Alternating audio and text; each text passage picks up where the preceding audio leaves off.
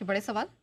आज के बड़े सवालों में हैं मेरे पास ढेर सारे, चूंकि नए इस हफ्ते की शुरुआत है। पहले तो लगातार चौथे दिन अमेरिकी बाजार अगर बढ़े तो हमें फ़ायदा मिलेगा क्या?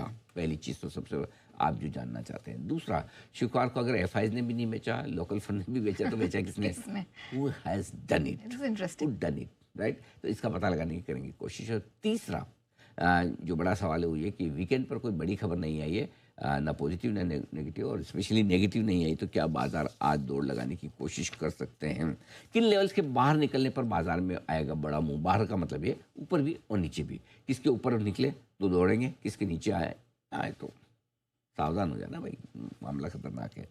रिलायंस, क्या आज निफ्टी की लीडरशिप रिलायंस आएगी? पहले बैंक्स, फिर आईटी, और क्या अब रिलायंस तैयार है बाजार को ऊपर खींचने के लिए? वायदा कारोबार के ढेर सारे नतीजे आए वीकेंड पर।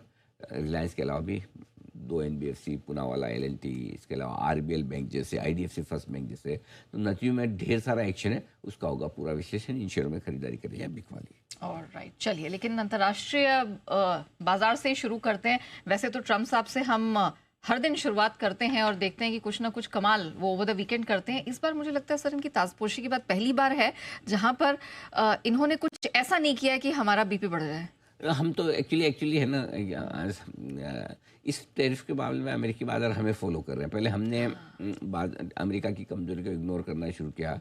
उसके पहले हमने ट्रम्प साहब को इग्नोर करना शुरू किया। अब अमेरिका भी इग्नोर कर रहा है। तो अब तो ट्रम्प जो बोलते हैं, और इस बात में कोई मुझे संदेह नहीं कि शायद उनके लिए भी सबसे प्रायोरिटी पर अगर कोई एक देश है चीन के अलावा जिसके साथ वो टेरिफ वॉर की डील जल्दी से जल्दी सील करना चाहते तो वो हम ही है। और अगर भारत जैसे बड़े देश के साथ वो कर लेते तो वो अपनी कॉलर ऊंची करेंगे।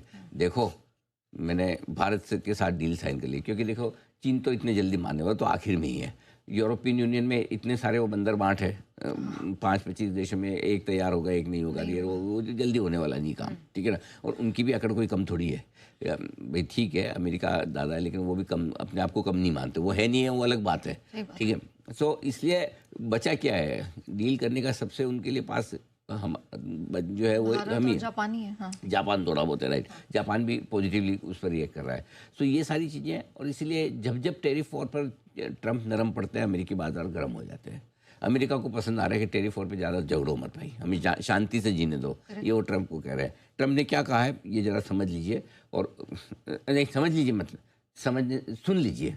समझ नहीं सकते हैं, सुन लीजिए। शुक्रवार को उन्होंने ये कहा है, बाजार बंद होने की बात की। शुक्रवार से लेकर अब तक के स्टेटमेंट बता दूं, अगर हम 20-25% भी टैरिफ लगा देते हैं जो हमारे यहाँ इंपोर्ट हो रहा है, मतलब अमेरिका में जो इंपोर्ट हो रहा है, तो ये अमेरिका की जीत है। ये उनका मानना है। तो माना कि भाई हम 20-25% टैरिफ लगा रहे हैं तो हमारे लिए फायदे की बात है, वो ये समझते हैं। दूसरा, जब तक चीन हमें कुछ दे नहीं देता तब तक उस पर टैरिफ। अब कुछ क्या है और क्या लेना चाहते हैं, कितना लेना चाहते हैं, कुछ की कोई डेफिनेशन नहीं है। इनकी मजबूरी दिखा रहा है। हाँ, वो दिखा रहे हैं। तो अब धीरे धीरे ना ट्रम्प का हर हफ्ते में ना आ रहे हैं एक्चुअली ये स्टेटमेंट। दूसरा, तीसरा, चीन ने तो कहा कि हमारी कोई बात हुई नहीं, तो उन्होंने कहा चीन से मेरी कब बात हुई, कितनी बात हुई, क्या बात हुई, मैं समय आने में बताऊंगा।